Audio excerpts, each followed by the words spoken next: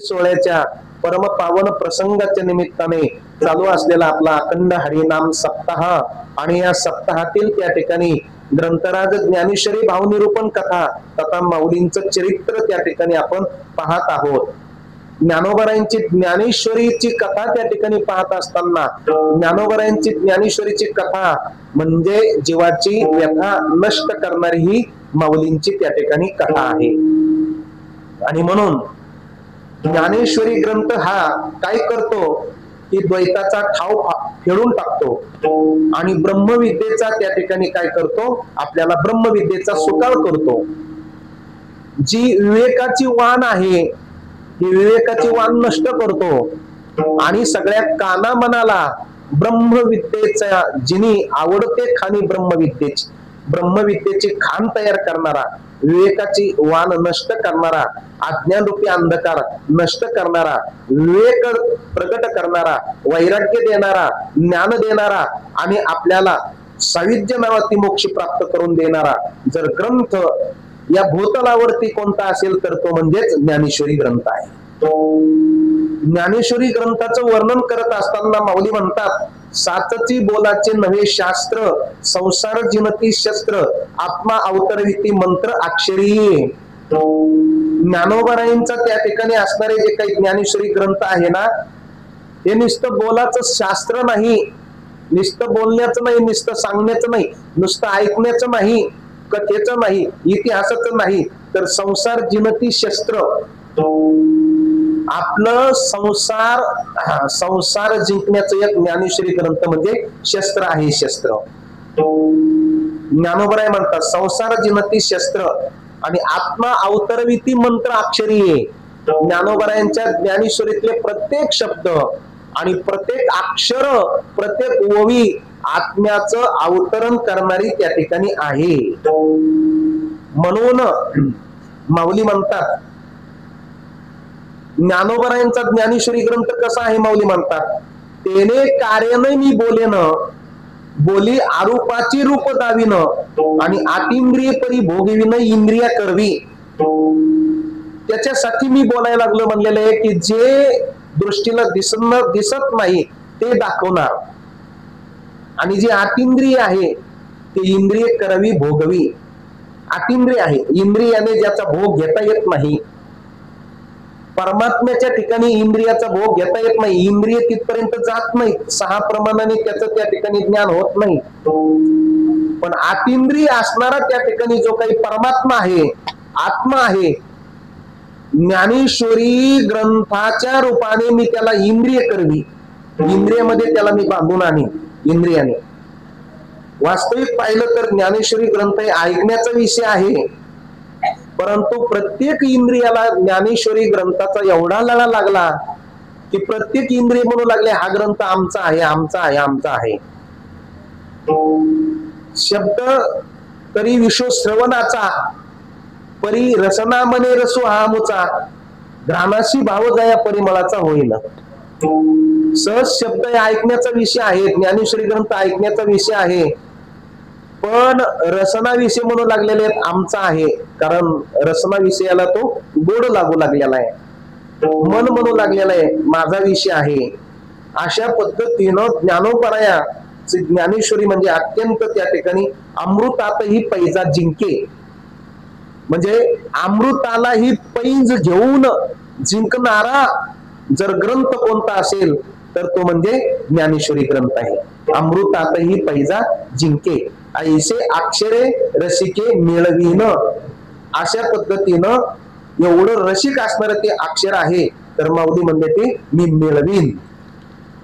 आणि म्हणून येथे अविद्या नाशी हे स्थळ, तेने मोक्षपादन हे फळ, हे दोही केवळ साधन हे ज्ञान।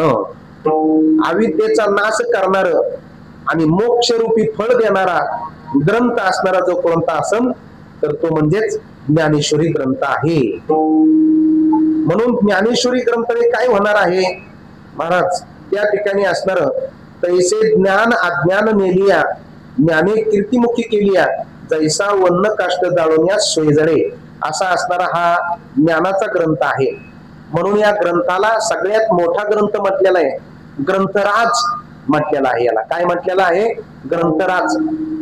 जसे ज्ञानराज आहेत तशी ज्ञानेश्वरी म्हणजे ग्रंथराज आहे. कारण ज्ञानोबा यांना म्हणत असताना संत शिरोमणी आणि ज्ञानराज म्हणजे सगळ्या संतांमध्ये सगळ्या ज्ञानियांचे ते राजे आहेत. तसं हा ग्रंथ म्हणजे ग्रंथराज आहे. म्हणून हा काव्या रावो या काव्याला या ग्रंथाला राजा म्हटलेलं आहे. राजा ज्ञानेश्वरी ही राजा आहे.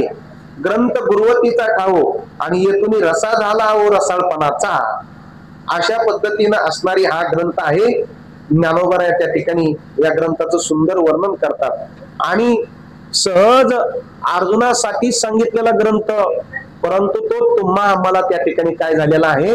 प्राप्त झालेला आहे. अर्जुनालाच का बरं भगवंताने हा ग्रंथ सांगितला? तर त्याचं कारण सांगितलेलं आहे. अर्जुन हा ग्रंथ हे ज्ञान ऐकण्याचा तो काय होता? अधिकारी होता. हे ज्ञान ऐकण्याचा अधिकारी कोण असतं? ज्याचं मन शुद्ध आहे आणि ज्याची बुद्धी त्या ठिकाणी असणारी शुद्ध आहे, तोच ज्ञानेश्वरीतलं ज्ञान ऐकण्याचं काय आहे? अधिकारी आहे. सुमन आणि शुद्धमती जो आनंद को आनंद गती पैगा गौपेही तया प्रती चावळी जे सुख. म्हणजे अशा पद्धतीनं अर्जुन या ग्रंथाचा त्या ठिकाणी काय झालेला आहे? अधिकारी त्या ठिकाणी झालेला आहे. आणि म्हणून अर्जुनासाठी सांगितलं, परंतु ते सगळ्यांनाच त्या ठिकाणी मिळालेलं आहे. एकाच्या कैवाडे उगवी बहुतांचे कोडे. जसं समर्थ रामदास स्वामीने दासबोध ग्रंथ आपला जो त्यांचा जो काही शिष्य होता कल्याण स्वामी करता हा दासबोध ग्रंथ सांगितला, परंतु तो सगळ्यांनाच त्या ठिकाणी प्राप्त झालेला आहे, मिळालेला आहे. सगळ्यांना त्याचं ज्ञान त्या ठिकाणी मिळालेलं आहे. जसं अशा पद्धतीनं अर्जुना करता सांगितला, परंतु ते आपल्याला त्या ठिकाणी काय झालेलं आहे? प्राप्त त्या ठिकाणी झालेला आहे. आणि म्हणून भगवंत अर्जुनाला सांगत असताना सांगतात, अर्जुना मी हे जे ज्ञान आहे ना, हे ज्ञान तुला सांगतो असं नाही, तर तुझ्यापूर्वी हे ज्ञान मी सूर्याला सांगितलेलं आहे.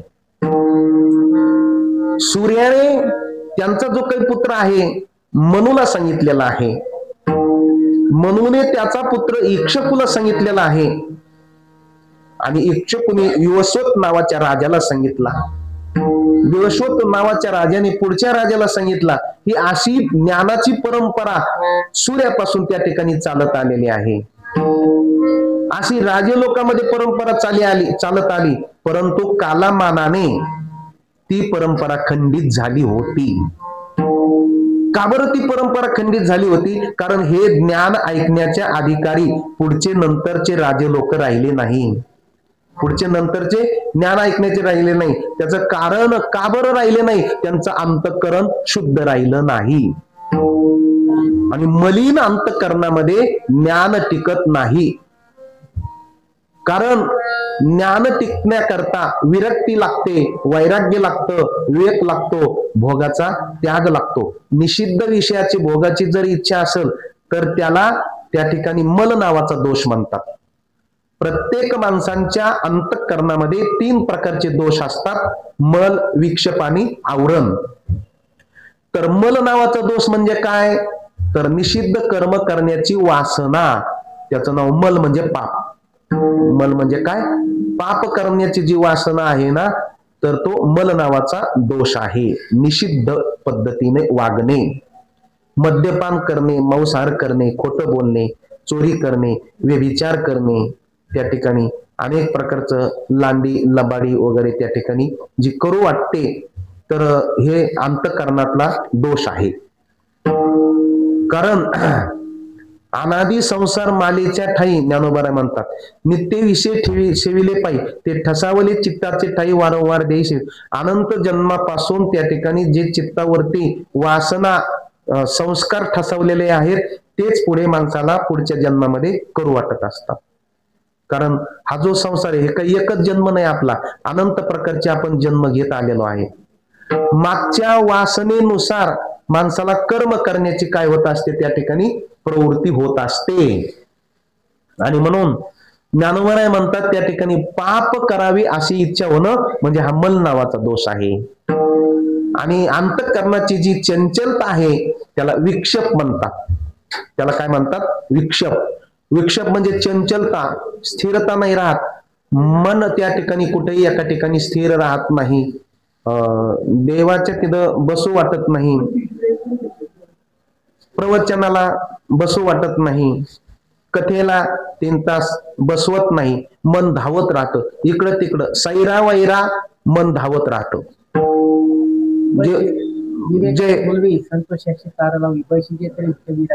हा, एका ठिकाणी बसला तर मनुष्य 10ही दिशेला फिरून येतो. त्याचं नाव चंचलता आहे. त्याचं नाव काय? मन स्थिर न राहणं, विक्षेप नावाचा दोष निर्माण होतो, आहे का नाही? श्रवणाला बसलो पण बसल्यानंतर मनामध्ये विषयासक्ती निर्माण होणं हा विक्षेप आहे. श्रवणाला त्या ठिकाणी बसलो आणि बसल्यानंतर त्या ठिकाणी विक्षेप होणं, मन श्रवणामध्ये न लागणं, आहे का नाही? त्याला काय म्हणतात मग? विक्षेप. हा जो काही असणारा जो विक्षेप आहे, विक्षेप नावाचा दोष माणसाला कधी स्थिर करत नाही आणि तो ज्ञानाचा अधिकारी नसतो.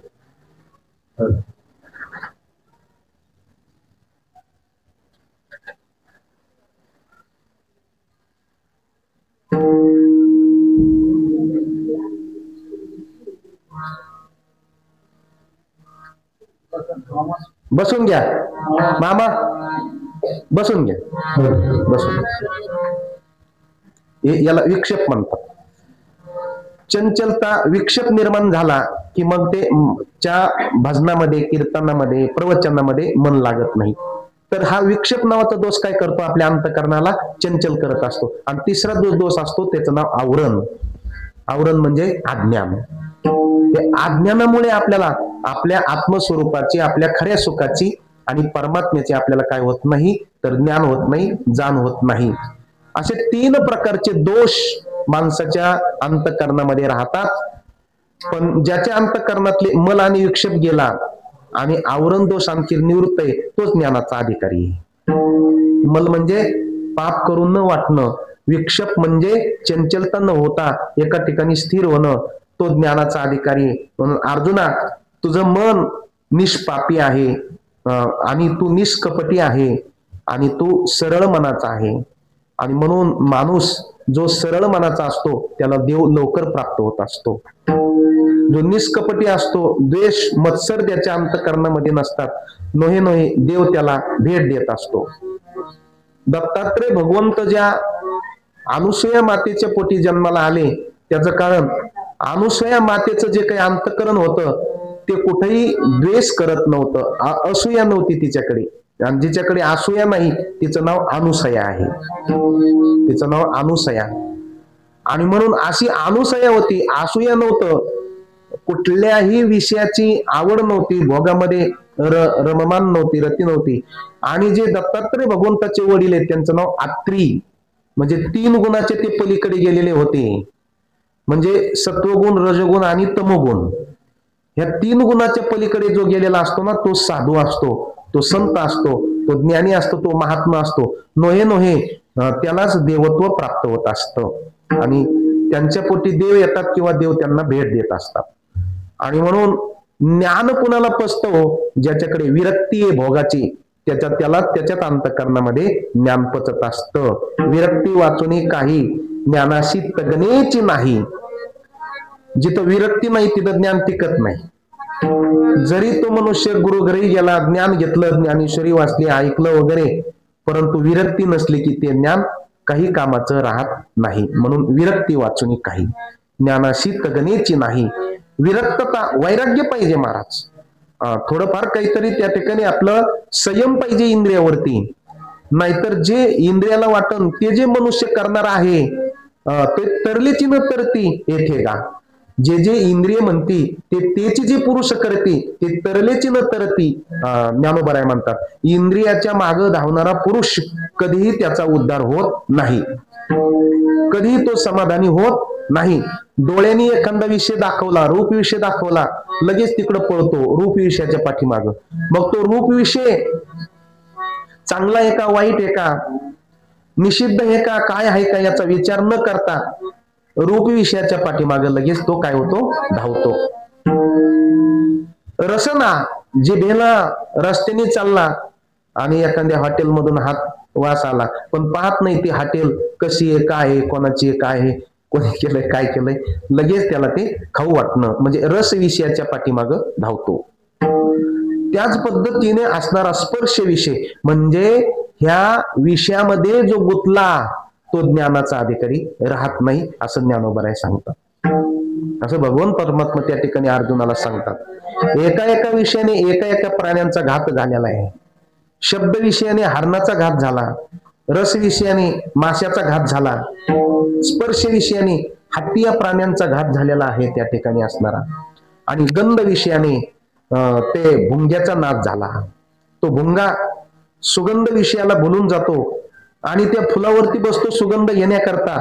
बसल्यानंतर एवढा त्या सुगंधामध्ये रममान होतो की त्याला भानच राहत नाही. दिवस मावळतो आणि ते जे फुल असतं दिवस मावळल्यानंतर ते मिटून जातं, कारण ते सूर्य विकासनी असतं. सूर्य येतोपर्यंतच ते फुललेलं राहतं आणि दिवस मावळल्यानंतर ते फुल काय होतं, मिटून जातं. ते कमळाचं फुल मिटल्यानंतर हा भुंगा त्याच्यात अडकून पडतो त्या फुलामध्ये, आणि अडकून पडल्यानंतर मात्र त्या ठिकाणी असणारा तो त्या भुंग्याला तिथून निघायला काही अवघड नाही, परंतु तो सुगंधात गुंतलेला असतो, त्या फुलाच्या मोहात गुंतलेला असतो. तिथं अडकून पडतो आणि वाट पाहतो की आता रात्र संपल्यानंतर सूर्य उगवल आणि सूर्य उगवल्यानंतर हे फुल काय होईल, खुलन, आणि मग मी काय होईल नंतर निघून जाईल अशी वाट पाहतो. पण दुर्दैव असं संध्याकाळी एक मदोन्मत्त हत्ती त्या जंगलामध्ये येतो आणि त्या ठिकाणी फिरत फिरत असताना त्या फुलाच्या सुगंधाने तिथं येतो आणि त्या सोंडेमध्ये ते फुलाचं त्या ठिकाणी असणारा त्या फुल घेतो, सोंडेने ते तोडतो. असा तो हत्ती त्या ठिकाणी असणारा लिलेने ते फुल खेळत राहतो, वल फेकतो, त्या सोंडेत धरतो, इकडे तिकडे त्या फुलासंग खेळतो. खेळता खेळता आणि त्या ठिकाणी असणारा ते फुल, ते हत्ती खाली पडतं ते फुल. नंतर तो हत्ती काय करतो, त्या फुल पायाने चुरगळून टाकतो, त्याच्यावर पाय देतो आणि प्रकार असा होतो त्या फुलामध्ये जो काही भुंगा गुंतलेला असतो ना तो चुरगळून खलास होतो, मरण पावतो, चिरडून त्या ठिकाणी खलास होतो. कशामुळे मेला होतो भुंगा, सुगंध आहे का नाही, गंध विषयाला त्या ठिकाणी तो भुलला. मासा पाण्यामध्ये असतो, तो कोळी तो मासा पकडण्याकरता एक शिदोड घेतो आणि त्या शिदोडाला त्या ठिकाणी असणारा तोडतो, त्याला अर्ध करतो आणि त्या गळाच्या टोकामध्ये त्या ठिकाणी शिदोडाला घालतो आणि त्या पाण्यात सोडतो. नितळ छान पाणी असल्यामुळे त्या माशाला वाटतं वा काय मऊ शिदोड आहे आपल्याला खाण्याकरता, चांगलं पोट भरण आपल्याला, आणि म्हणून तो मासा त्या शिदूडला खाण्याकरता येतो. परंतु त्या शिदोडाच्या पोटात काय असतं, गळ घुसलेला असतो आहे का नाही, मासाला गळामध्ये गुंतून काढण्याकरता टाकलेला असतो त्या कोळ्याने. त्या शिदड असणाऱ्या त्या किड्याला, त्या असणाऱ्या जीवाला खाण्याकरता मासा येत असताना तरी पण तो शिदोड नावाचा प्राणी माशाला सांगत असतो, अरे माशा थांब थांब थांब थांब, जरा विचार कर, मताव मेरे लिए, मला खाण्याकरता येऊ नको, अरे तुझ्यासाठी तर मी चिरलेला आहे, आधा हुआ है तेरे लिए, तुझ्यासाठी तर मला कापलंय त्या कोळ्याने आणि ह्या गळामध्ये घातलंय तुला गळात टाकण्याकरता. आधा हुआ है तेरे लिए, तू आता है मेरे लिए, तू येतोय मला खाण्याकरता पण ऊपर खडा है तेरे लिए, तुम्हाला खाण्याकरता येतो पण तुला खाणारा वरती उभा आहे, मारणारा वरती उभा आहे, येऊ नको. एवढा उपदेश करूनही मासा येतोच.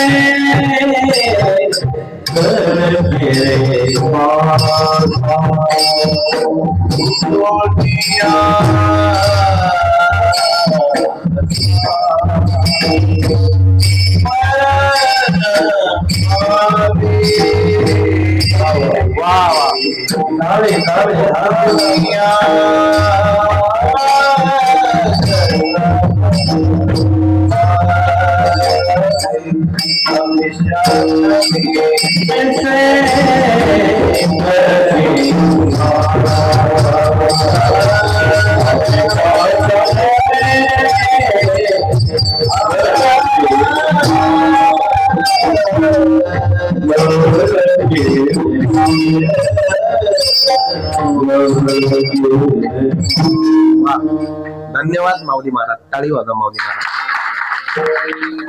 छान प्रमाण दिलं, अगदी समर्पक. आमिषाच्या मिसे गळगिरी मासा, त्या शिदोडाच्या त्याला भुलून तो मासा येतो आणि त्याला खायला जातो, तर तो गळ त्याच्या असणाऱ्या टाळूला लागतो, घुसतो त्याच्या तोंडामध्ये आणि खात असताना एकदम तो जे काही आतला गळ असतो तो टोकदार तो त्याच्या टाळूमध्ये घुसतो. घुसल्यावर वरती त्या असणाऱ्या कोळ्याच्या लक्षात येतं मासा गळाला लागला. कळतंय ना तुम्हाला हे? मासा गळाला मासा गळाला लागला, असे लागतात ना बरेच मासे गळाला. मासा गळाला लागला हे कोळ्याला कळाल्या बरोबर तो असा दचका देतो. एकदम अशा पद्धतीचा धक्का दिल्याबरोबर एकदम त्याच्या टाळून जातो आणि मग तो मासा वरती पाण्याच्या बाहेर काढून घेतो. बाकीचे मासे म्हणतात बरं झालं आला आम्हाला जोडीदार हा. टोपलीत टाकतो माझला आणि टोपलीत टाकल्यानंतर काय मग अगरबत्ती लावून पूजा थोडीच करतो. तो काय करतो हे कशाला सांगायला पाहिजे इथं, आहे का नाही? मासा गेला रस विषयाला भुलला आणि म्हणून तो प्राणाला मुकला. असं एक एक विषयामध्ये एक एक प्राणी गेले महाराज. त्या ठिकाणी असणारा जो हरण असतो ना, त्या हरण शब्द विषयाला बोलतो. तो शब्द हरणाला एवढा मधुर लागतो एवढा, मग तो पारधी काय करतो, हरणाला पकडण्याकरता जाळी लावतो. एखाद्या असणाऱ्या त्या ठिकाणी ते वाघूर लावतो जाळीजवळ आणि एखाद्या जाळीच्या आडवंगी तो पारधी वाघूर लावून जाळींच्या आडंगी ते बिन म्हणजे ती बासरी वाजवतो. आणि बाजरी वाजवत असताना त्या हरणाला नाद विषय खूप आवडतो, त्याला बासरीचा नाद आवडतो त्याला.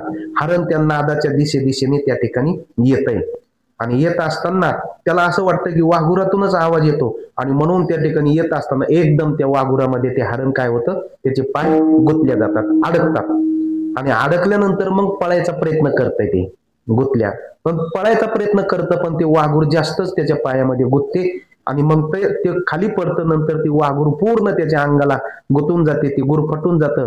हो, नंतर पारध्याच्या लक्षात येते गुंतलाय गाड्या कशामध्ये, अण्णा यो वाघुरामध्ये गुंतलाय. असे वाघुरामध्ये बरेच हरण गुंतलेले येतात. तुम्ही आम्ही हरण वाघुरातच गुंतलोत, काळजी करू नका. आणि ह्या पारध्याच्या लक्षात आल्याबरोबर तो असणारा काळरूपी पारधी त्या ठिकाणी तो येतो आणि आल्यानंतर तो वाघूर काढून मग ते हरणाच्या लक्षात येतं, अरे अरे अरे घात झाला, नादविषयाला आपण भुललो. पण हे सगळं त्या ठिकाणी नादविषयाला भुलल्यामुळे आपण वाघुरात गुंतलो आणि आता गुंतल्यानंतर आपल्याला हा पारधी आता घरी नेणार आणि नेल्यानंतर त्या ठिकाणी असणारा तो मंत्र म्हणून आरती नाही करणार. कशा करता पारधीने पकडेला असतं त्याला, कापाय करता खाणे करता. पारधी आता मला जीव घेणार, मला मारणार, त्या हरणाच्या लक्षात येतंय महाराज. हे घात झाला आता आपला त्या ठिकाणी. तरी पण ते हरण असं वर्णन केलंय की ते हरण त्या नाद विषयामध्ये एवढं गुंतल्याला जातं, एवढं गुंतल्या जातं. ते हरण त्या पारध्याला म्हणतंय, पारध्या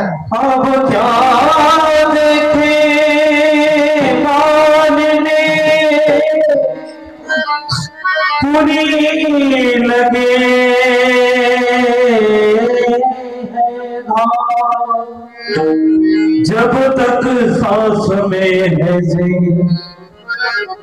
तब तक कभी न बजा, तब तक कभी न बजा, तब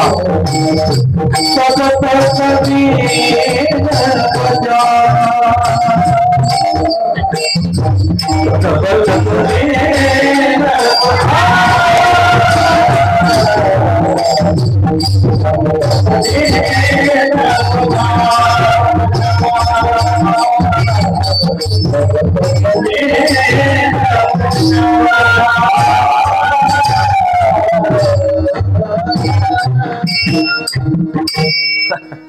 वा, छान समर्पक प्रमाण दिला अण्णा.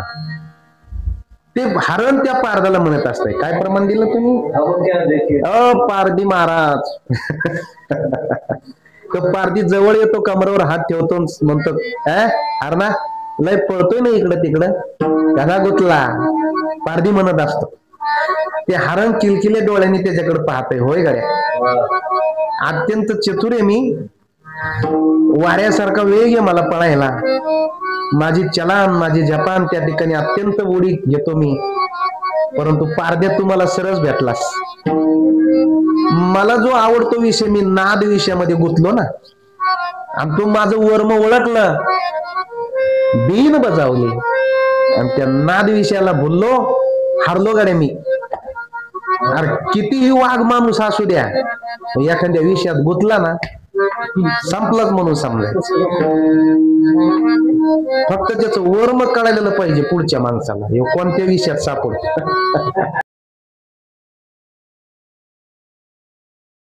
होय रामेश्वर, वर्म कळालं, किती खाईन खाईन म्हणणारा माणूस असला, कुणालाच ऐकत नाही. इकडे भांडणं लागले, सगळं गाव गेलं सोडायला, पण ऐका ना. हो म्हणले लयच आगाव म्हणले, तो कुणाला ऐकत नसतो, तो लय आडमुड माणूस आहे, काय रागी देव. कोणीतरी जाऊन त्याच्या घरी सांगितलं बायकोला, म्हणले बघा ना ते, अहो एवढं भांडणं सकाळपासून चालले, ऐकायलाच तयार नाही कुणाला. सारखा बाजूला, कोणाला नाही ऐकायचं, ते अख्ख्या गावाचं ऐकत नाही, बाजूला होतो मी. तिनं पदर कमराला खोसला आणि आली ती, आणि कमरावर हात ठेवून सांगितलं, काय काय चाललंय आता, काही शांत बसू वाटत नाही का जरा? बायकोकडे पाहिलं की गार झाला. म्हणला मी कुठं काय म्हणतो, म्हणलं no, काय नाही म्हणलं, मी कुठं काय म्हणून, चल वा घरी म्हणलं कीच फिरला. लोकांना माहिती होतं ह्यो तसं ऐकणार नाही कोणाचं. त्याचं वर्म कुठे, तिथं त्या ठिकाणी ते गेलं पाहिजे. तसं त्या हरणाचं वर्म काय होतं की तो नाद विषयामध्ये गुंतणार होता.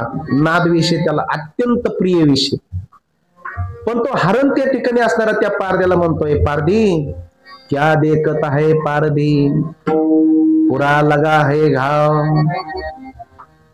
जब तक श्वास में प्राण है तब तक बीन बजा. हे हरदी, हे पारद्या, मी तर आता त्या ठिकाणी माझ्या लक्षात आलेलं आहे की मी आता संपलेलो आहे, मरणार आहे, मी तुझ्या अधीन गेलेलो, विषयाच्या अधीन गेलेलो आहे, तुझ्या तावडीत सापडलेलो आहे. पण एक कर, मला तू घरी नेणार ना आता? मला ह्या वाघुरातून काढत असताना, घरी नेत असताना, घरी नेल्यानंतर त्या ठिकाणी मला कापेपर्यंत बिन बजाव, मुरली बजाव, बासरी बंद करू नको, मला लय आवडतंय ते. काही म्हण गाड्या, तू काही म्हणली तरी काय हरकत नाही, पण तू मात्र मला सोडून जाऊ नको. किंवा एखादा विषयामध्ये मनुष्य गुंतल्यानंतर तो अत्यंत त्या ठिकाणी दीन होतो, लाचार होतो, आहे की नाही? तो गुरुजी होता ना कोणता तरी, नंतर तो म्हणतो कशी नशिबाने थट्टा.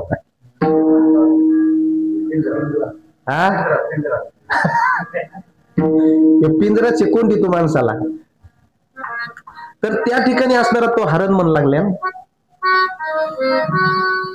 आणि मग पारद्या घरी नेल्यानंतर मला त्या ठिकाणी असणारा तू सुरी लाव, माझे तुकडे तुकडे कर, एखाद्या पातेल्यामध्ये मला शिजायला टाक, तुझ्या लेकरा बाळाला त्या ठिकाणी खाऊ घाल, माझं कातड काढ त्याच्यावर त्या ठिकाणी. आणि हे सगळं करत असताना मात्र बिन बंद करू नको.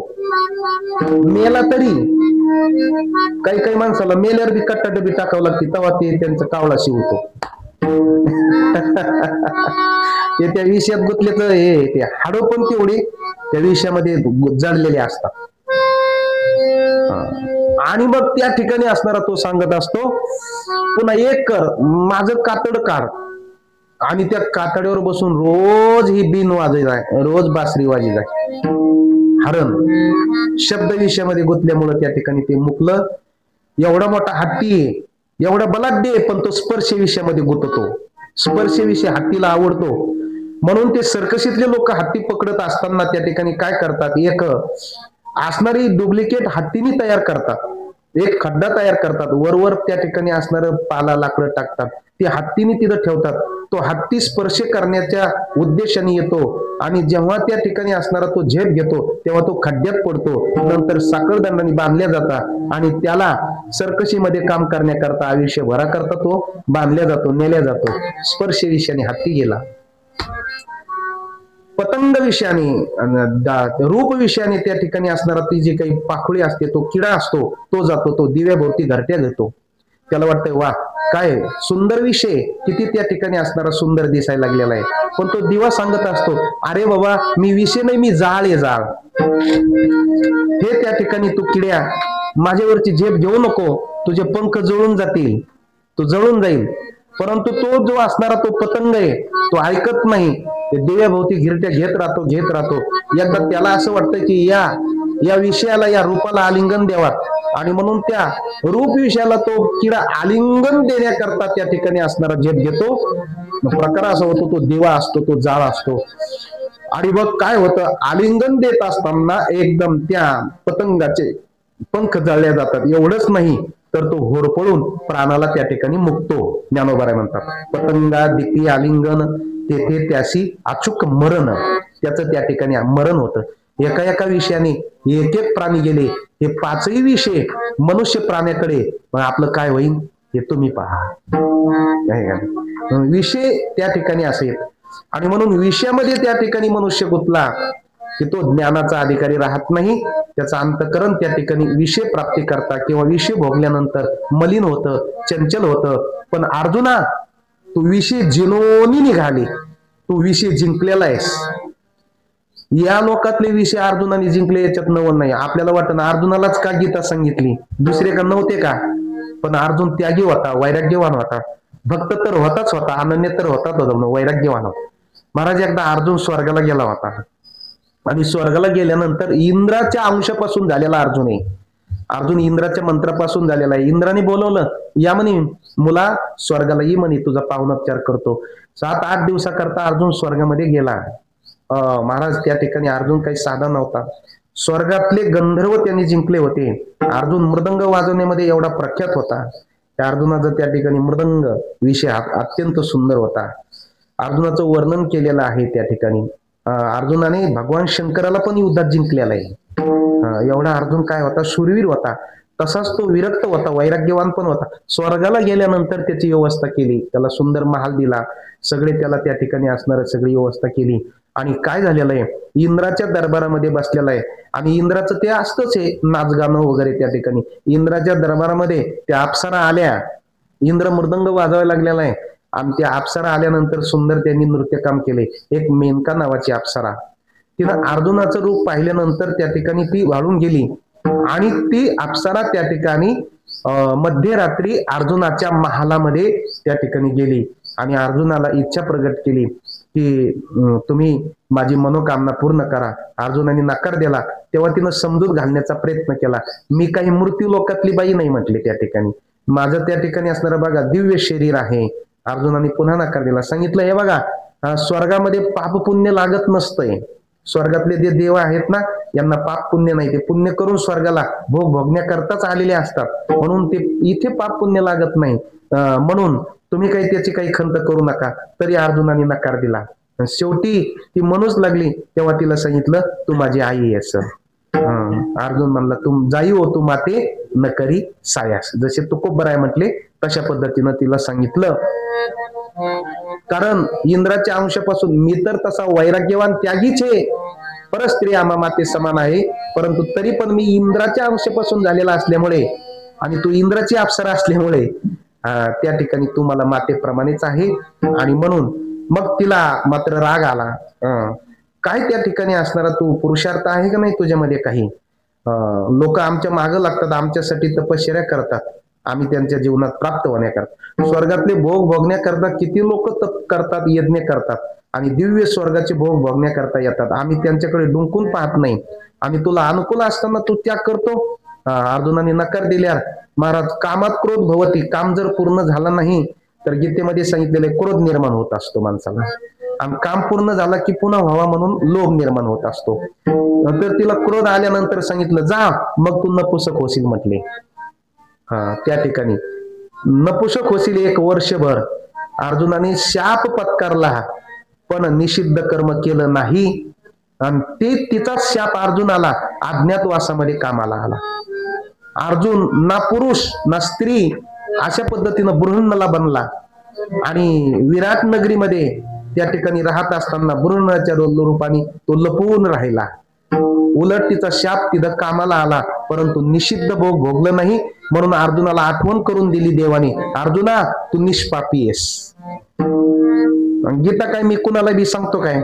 नाही सांगू शकत. निष्पापी, सुमन, शुद्धमती, आनंदको, अनन्य गती, पैगा गौपेही तया प्रती. आणि त्याच्यामुळेच मी तुझ्यासाठी एवढा वेडा झालो, त्याच्यासाठीच मला तुझं व्यसन लागलं.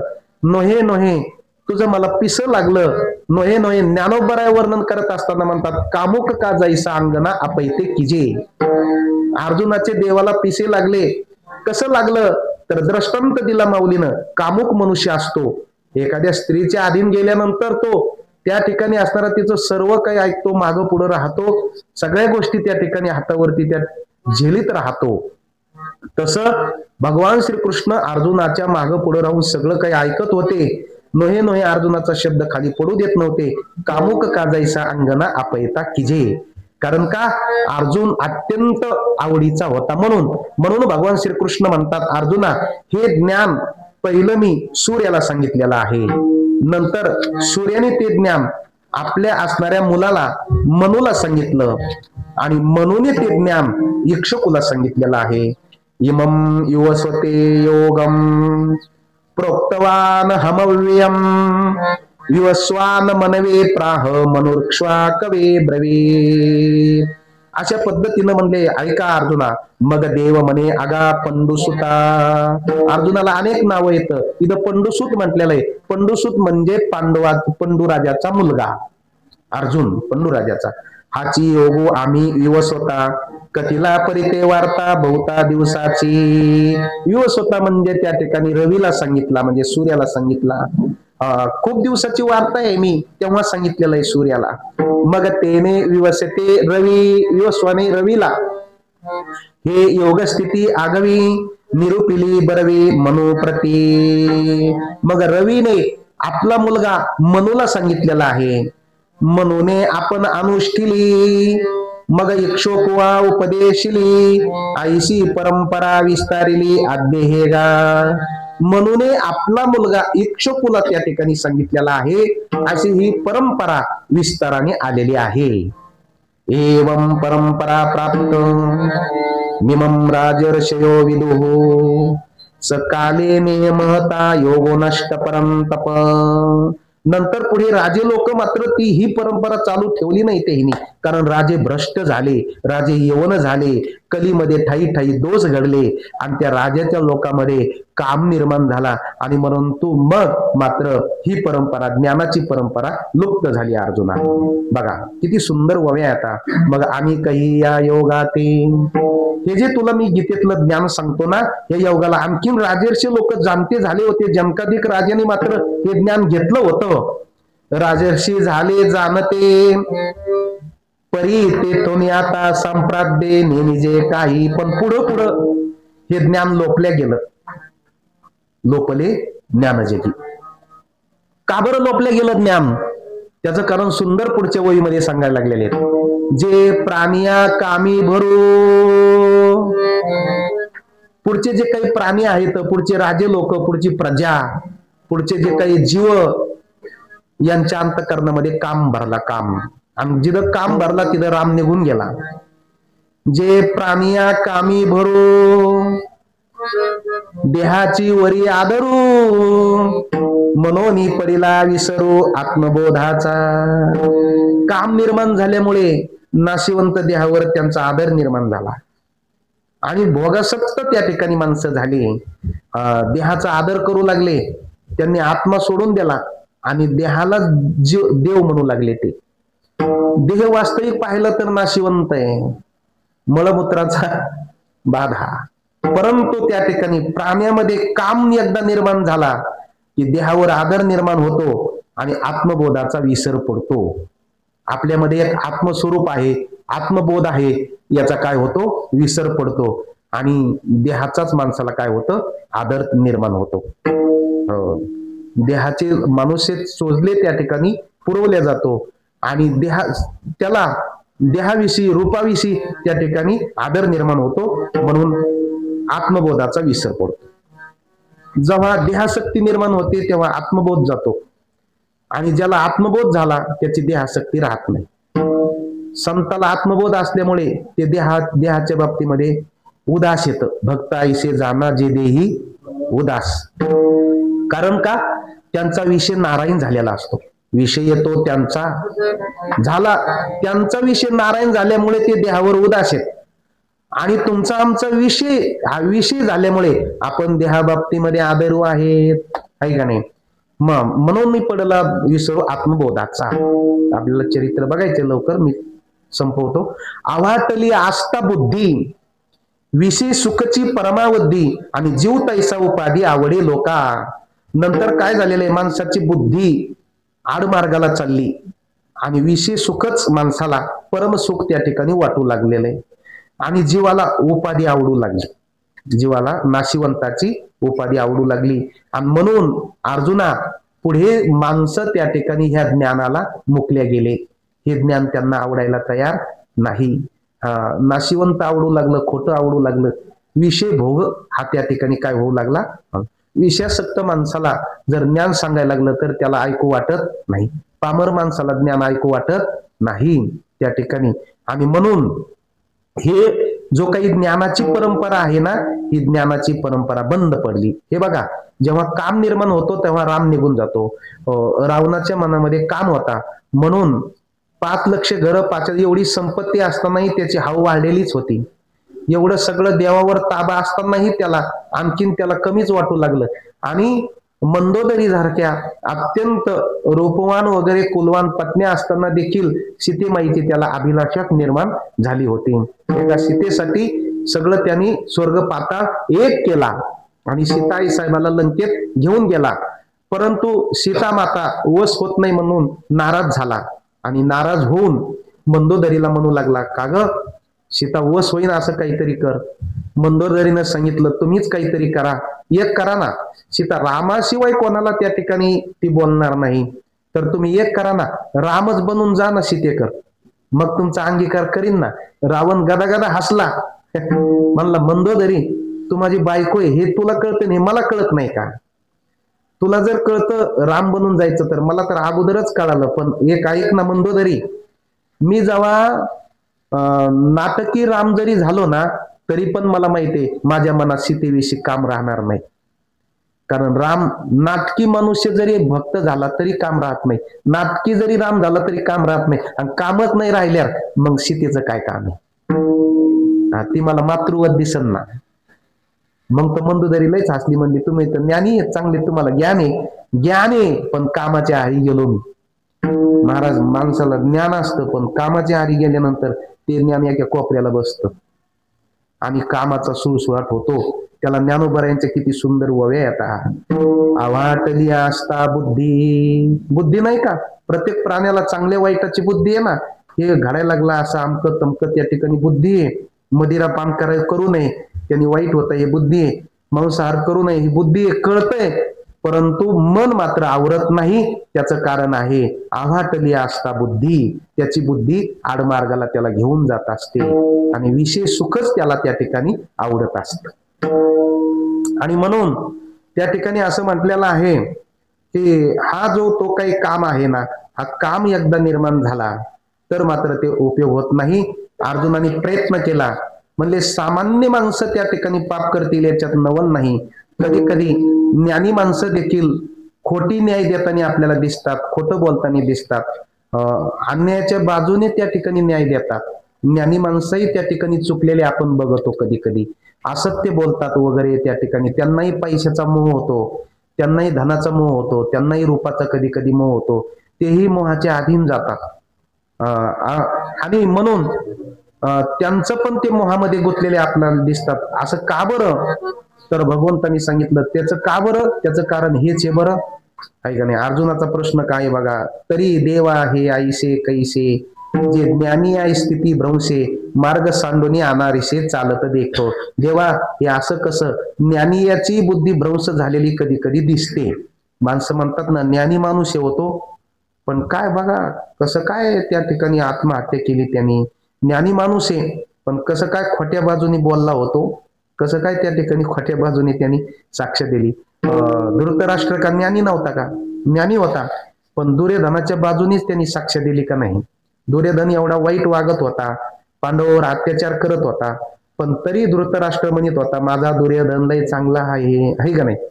त्यांना माहिती होतं ना हे राज्य दोन्ही भावाचं आहे, ही संपत्ती पांडवांची पण आहे, पंडू राजा धृतराष्ट्राचा बंधू आहे, ही संपत्ती दुर्योधनाची बी आहे पांडवांची पण आहे. परंतु जाणून बुजून दुर्योधनाने जेव्हा पांडवांना जंगलामध्ये काढून दिलं तेव्हा धृतराष्ट्राने बरं पण शब्द केला नाही, परवा असं करू नका, ते बी आपलेच येतं, त्याचं अर्ध वाटून द्यायला पाहिजे, त्यांचा बी अधिकार आहे याच्यावरती, असं म्हणलं का धृतराष्ट्र? आणि म्हणलं असतं तर महाभारत घडलं असतं का? नाही. बोला ना तुम्ही थोडंफार, का मॅच गुत्त घेतलं? असं बोलला नाही ना बिचारा. त्याला कळत नव्हतं का तो तर एक महाभारताचा म्हणजे भारताचा राजा होता, तो ह्या भारत देशाचा तो कोण होता? राजा होता धृतराष्ट्र. त्याला का कळत नव्हतं का महाराज तो ज्ञानी होता, हुशार होता, आंधळा होता म्हणून काय झालं, पण हुशार होता. तरी देखील सगळं ज्ञान असताना ज्ञानी असताना देखील जाणून बुजून धृतराष्ट्राने अन्यायाच्या बाजूला दुष्टाच्या बाजूला न्याय दिला आणि पांडवांचे अत्यंत हाल केले महाराज. 12 वर्षे वनवासात काढून दिले पोरं, पण त्यांनी आठवण पण नाही केली की आपल्या भावाचे पोरं वनवासात काय खात असतील, काय राहत असतील, कुठं राहत असतील, काय करत असतील. आणि आपला दुर्योधन एवढा वाईट आहे, अत्याचार करतो, अनाचार करतो आणि एवढं त्या ठिकाणी पाप करतो. शकुनी मामा त्याला साथ देण्याकरता, हे सगळं कळत नव्हतं का त्याला? पण तरी धृतराष्ट्राने असं कधी म्हटलं नाही पांडवांनो तुम्ही राज्यात या म्हणून, नाही म्हटलं महाराज. पण त्यांची काळजी केली नाही. पण ज्याला कोणी नाही ना त्याला देव असतो, त्यांना देव असतो. जेव्हा या पांडवांना काढून दिलं, दुर्योधनाने त्यांना रक्षागृहामध्ये घालून मारण्याचा प्रयत्न केला शकुनीने आणि दुर्योधनाने कट रचून, दुःशासनाने वगैरे कट रचून जा म्हणले, तिथं यात्रा आहे, देवीची यात्रा आहे, तुम्ही त्या यात्रेला जा. यात्रेला गेल्यावर राहायला त्याला घर तयार केलं, पण ते रक्षागृह केलं आणि त्या घरामध्ये ते गेल्यानंतर रात्रीच्या टायमाला आग लावून द्यायची होती. पण ज्याला कोणीच नाही ना त्याच्या पाठीमागे देव राहत असतो. रात्रीच आग लागून देणार, त्याच्या अगोदरच तिथं देव आले, कृष्ण प्रगट झाले आणि सांगितलं पांडवांनो धोका येईल, कारण दुर्योधन या घराला आग लावून देणार आहे. हे घरच असं रक्षा बांधलेलं आहे की याला आग लागतं, जाळ लावता शनीच हे धाड धाड जाळणार येतं, आणि म्हणून तुम्ही आता इथून निघून जा. भोयर खाणलं देवाने आणि त्या पांडवांना भोयरातून बाहेर काढून जंगलाला पाठवून दिलं, आता दिसूच नका तुम्ही यांना. आणि त्या घरामध्ये 5 असणारे त्या ठिकाणी भिल्ल आले होते त्या यात्रेला, नाचकाम वगैरे करणारी एक बाई होती त्यांच्या बरोबर, आणि ते तिथं येऊन झोपले. आणि हे ठरल्याप्रमाणे मध्यरात्री आला दुर्योधन वगैरे, शकुनी खिडकीतून पाहिलं, अरे म्हणजे झोपले तरी पांडव. ते काय म्हणले त्या ठिकाणी असणारी ती कुंती पण झोपलेली आहे, आणि असं म्हणून त्यांनी आग लावून दिली. पण हे भिल्ल गेले त्याच्यामध्ये, पण पांडव मात्र सुखरूप तिकडं राहिले. कोणी वाचवलं त्यांना? देवाने वाचवलं. अखंड वनवासामध्ये राहिले, पण देव त्यांचा सहकारी राहिला, बर का, सहकारी राहिला.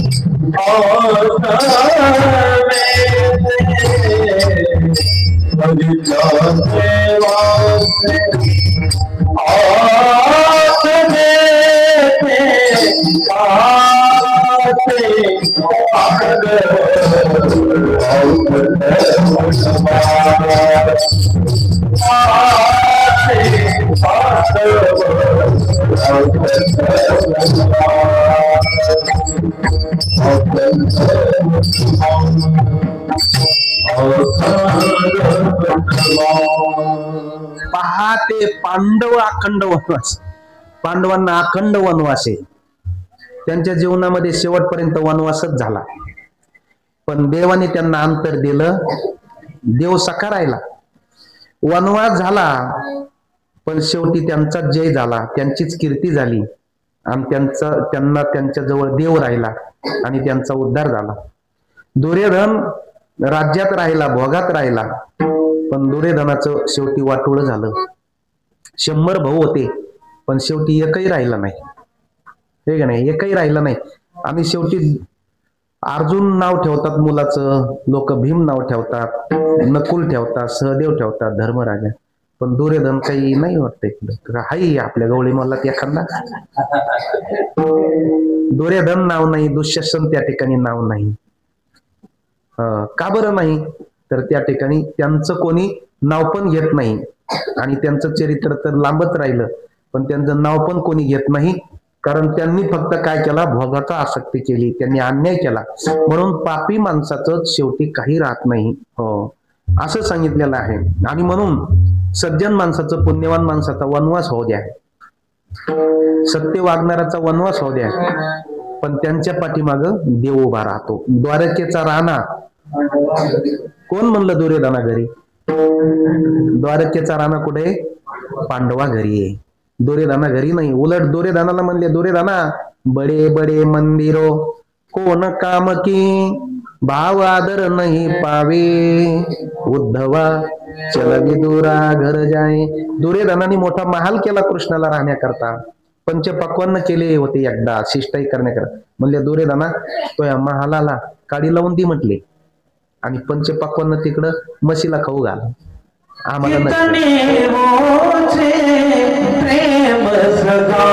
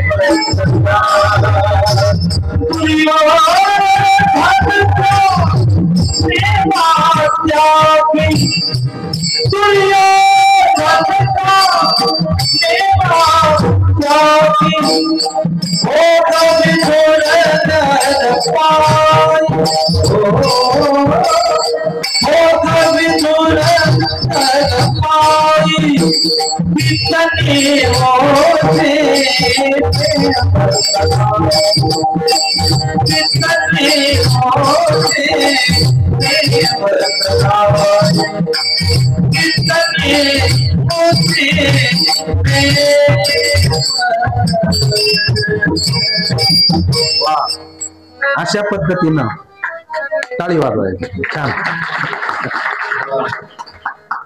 अन्न माऊली असल्यावर काय, दुग्ध शर्करा योगी आहे का नाही. आधीची विवेकाची गोठी, ज्ञानेश्वरी ग्रंथ म्हणजे आधीच विवेकाची गोठी आहे असं म्हटलेलं ना. पंचम आलापू आणि सुगंधू आणि भला झाला नादू कथेचा. या ज्ञानोबराय म्हणतात आधीच पंचम आलाप आहे, त्या आलापाला पुन्हा सुगंध निर्माण झाला. म्हणजे किती त्या ठिकाणी आनंद आहे. तशी आधीच ज्ञानेश्वरी कथा अत्यंत विवेकाची आहे आणि त्याच्यामध्ये तुमच्या सारख्यांचा सोर आहे.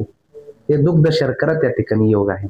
आणि म्हणून आपण त्या ठिकाणी सांगत होतो की अथकेन प्रयुक्तो यम पापम चरती पुरुषः.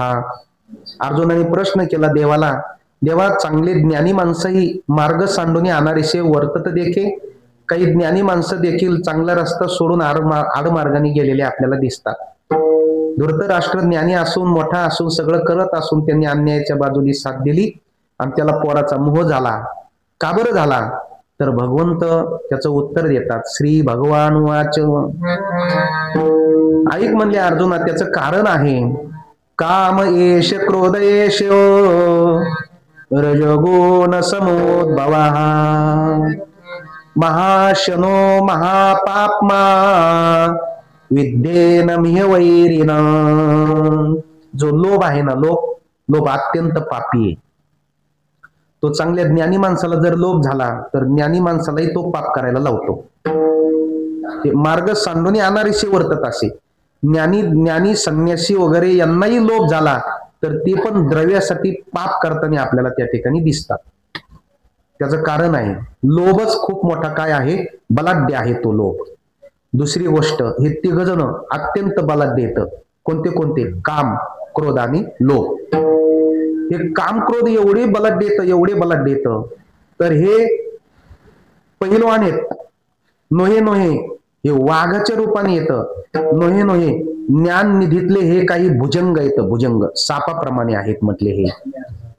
वा, हे ज्ञान निधीचे भुजंग, विषेदरीचे वाघ, भजन मार्गीचे मांग मारक जे. जिथं माणसाचं कल्याण व्हायचंय ना, तिथं जर काम क्रोध लोभ हे काय येतं, तिथले त्या रस्त्यावरचे त्या ठिकाणी काय आहे ते भुजंग आहे. एखादा धनाचा हंडा आहे आणि तो माहीत झालेला आहे, तो काढायचा आहे. आणि म्हणले काय काढा ना, उकरा आणि घ्या काढून धनाचा हंडा. होय माऊली जमन ना. पण त्याच्यामध्ये भुजंग आहे त्याच्यावरती. बरेच जण त्याला काढायला गेले पण त्या भुजंगाने त्यांना संपून टाकलं, दंश केला. तसं ज्ञान निधी आहे, साठा आहे, संचय ज्ञानाचा, परमात्म्याचा, परमात्मा प्राप्ती करता हे त्या ज्ञान मार्गातले हे काय येतं, साप येतं, भुजंग येतं. कोण? काम क्रोध लोभ. वाघ येतं ते भजन, त्या ठिकाणी चांगल्या मार्गातले ते काय आहेत, वाघ येतं. विषेदरीचे वाघ आणि भजन मार्गीचे मांग मारक जे. भजनाच्या मार्गातले, चांगल्या मार्गातले मारक असणारे ते चोर आहेत म्हटले, चोर. सुंदर वळ्या आहेत ह्या. हे देहदुर्गीचे धोंड, इंद्रिय ग्रामीचे कोंड, याचे व्यामोदिक बन जगावरी. म्हणून काम मोठा आहे, क्रोध मोठा आहे, यश मोठा आहे, आपलं लोभ मोठा आहे. हे काय करतात तर त्या ठिकाणी असणाऱ्या त्या माणसाला भुलून टाकतात, संपून टाकतात. चांगल्या चांगल्याच्या हृदयामध्ये काम निर्माण झाला तर त्यांनी चांगल्या चांगल्याची फजिती केलेली आहे. कामाजी कोतवाली आणि नाडीले बहुताशी, हरिहराची आबरू घेतो भय नाही त्याशी. आहे का नाही? पुन्हा दुर्वासासारखे महान नाडीले ऋषी, चांगल्या चांगल्या ऋषीला कामाच्या कोतवालांनी नाडीलंय महाराज. त्यांनी काम निर्माण झाला अत्यंत त्या ठिकाणी, क्रोध निर्माण झाला की अत्यंत अवघड झालं त्या ठिकाणी. आणि म्हणून हे ज्ञाननिधीचे भुजंग, विषेदरीचे वाघ, भजन मार्गीचे मांग मारक जे. लय सुंदर वव्या येतात, आपल्याला वेळ कमी आहे. महाराज ज्ञानेश्वरी ग्रंथ म्हणजे 1-2 तासाचा नाहीच येतो, पण आपलं बरं आहे, ताकापुरतं रामायण काही का होईना हे असो. आणि म्हणून माणसाला मोह निर्माण झाला की मनुष्य काय करतो, तरवाजू त्याचे जे काही असणार आहे ते काय हेच म्हणतात ना, ते माप तराजू त्याच्याकडून लवतं होतं, खाली वर होतं. 2 मुलं येतं, पण एखाद्या बापाला जर एखाद्या मुलाचा मोह झाला तर त्या प्रपंचामध्ये कधी अधिकपणा होतो, आहे का नाही? म्हणून हे मोह म्हणजे बलाढ्य. म्हणून मोठा म्हणतो बघा, माझ्याकडून पैसे घेतले, बिस्किटचे पुढे घेतले, लहानच्या पोराला दिले.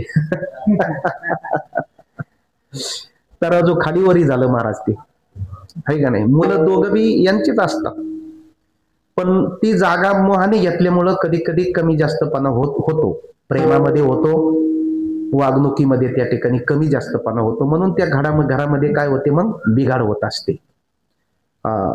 एखाद्याला मुलाचा एवढा मोह होतो की तो मुलगा त्या ठिकाणी व्यसन करतो, हे करतो, सगळं माहिती असतानाही त्याचा बाप त्याला काही बोलत नाही, 2 शब्द त्याला बोलत नाही. का बरं बोलत नाही? तर त्या पोराचा मोह राहतो. याला जर बोललं तर याच्या मनाला वाईट वाटन, त्याच्या मनाला वाईट वाटन, पण त्यांनी दारू पेल्यावर सगळ्या घराचं वाईट होईल ना, याचं काय. पण तरी पण त्याच्या हृदयामध्ये त्याचा मोह असल्यामुळं ते बोलत नाही. त्याला ते बोलत नाही. जसं एखाद्याला पत्नीचा मोह असला, ती पत्नी कशी जरी त्या ठिकाणी वागली, घरामध्ये मायबापाला जरी भांडली, काही जरी केलं तर तो बोलत नाही. उलट तो म्हणत असतो, हे बघ तू जे सांगशील ना ते मी सगळं करतो, आहे का नाही? काय म्हणतात ना, तू माझी बायको, जे तुम्ही सांगू ते मी सगळं ऐकू, आहे का नाही? जे देव जे माझी बायको, जे तुम्ही सांगा ते आम्ही ऐकू. तू माझी आई मी तुझ्या भोप्या, जे देव जे माझी बायको, एकच कडव येते मला बरं का त्या आरतीतलं. तुम्ही म्हणता द्या लिहून पाठ करायला. त्याचं कारण आहे, त्याचा लाग होत नाही बोलायचा, त्याचं कारण आहे मोह कुठंतरी असतो. आणि म्हणून मुलाविषयी मोह, पत्नीविषयी मोह किंवा एखाद्या मित्राविषयी मोह, हे जे काही मोह असतात ना त्या ठिकाणी हे बलाढ्य. आणि कामगुण पण रजोगुण सांगितलेला आहे, तो बलाढ्य झालेला आहे. कामगुण निर्माण झाला महाराज. पराशरी ऋषी काही साधे होते का? पण पराशरी ऋषीला काम निर्माण झाल्यानंतर मात्र त्यांनी सगळे त्यांच्यामध्ये सामर्थ्य होतं, पण काम काही आवडता आला नाही. एकच उदाहरण बघू, वेळ कमी आपल्याला. एवढा मोठा नारद मुनी, सारखं देवाचं चिंतन करणारे, एकदा देवाला चॅलेंज दिले त्यांनी. म्हणले देवा माझ्यासारखा मुनी आहे का कोणी? म्हणले कस काय? आपल्याला लोभ नाही. म्हणले ते खरं आहे, तुम्हाला घरच नाही, तिन्ही ताळामध्ये तुम्ही नारायण नारायण कर फिरता, तुम्हाला काही मोह नाही. म्हटले आपल्याला क्रोध पण नाही. म्हटले वा बरोबर आहे, तुम्हाला काही राग येत नाही म्हणले. आणि देवा तिसरी गोष्ट आहे का, सगळे लोक कामात गुंतले, ऋषी मुनी लोक, पण आपल्याला काम नाही, आपण कधी कामाच्या आरी गेलो नाही. देव म्हणले वा आनंदाची गोष्ट आहे, बघू म्हणले. आता तो परमात्माच आहे, त्याला सगळं करताय म्हणले. नारदाला अहंकार झालाय, याची जरा जिरवली पाहिजे. कारण अहंकार जर झाला तर उग त्या ठिकाणी असणार अहंकारापासून देव दूर जातो. म्हणून नारदाची जिरवण्याकरता नारद मुनी असं बोलून निघून गेले. आणि गेल्यानंतर त्या ठिकाणी मग त्यांना विसर पडू द्याला. एकदा नारद मुनी एका रस्त्याने येत असताना मार्गामध्ये सुवर्ण नगर निर्माण झालं. आणि ते सुवर्ण नगरामध्ये राजाला एकुलती एक कन्या त्या ठिकाणी असणारी. आणि मग त्या ठिकाणी नारद मुनी तिथं जात असताना त्या राजाने नारद मुनीचं स्वागत केलं. या या या या पाय वगैरे धुतले, पूजा केली. आणि बसल्यानंतर म्हटले नारद मुनी, म्हटले काय मग राजे साहेब, छान चाललं ना, काय सुवर्ण नगरी आहे तुमची, काय आनंद आहे? हो म्हटले आम्हाला एकुलती एक मुलगी आहे, तिचा तेवढं त्या ठिकाणी भविष्य बघा नारद मुनी, काही हरकत नाही. महाराज ती एकुलती एक मुलगी कोण? तर त्या ठिकाणी साक्षात लक्ष्मीला बनवलं होतं, अत्यंत रूपवान. आणि जेव्हा त्या ठिकाणी असणारी नारदाला तिनं हात दाखवला, तेव्हा म्हटले नारद मुनी तुम्ही सांगा हिला नवरा कोणता मिळणार आहे, कोणाला देवात ही? नारदाने तिच्या चेहऱ्याकडे रूपाकडे पाहिल्यानंतर नारदाला मनामध्ये थोडी अभिलाषा निर्माण झाली, जास्त नाही,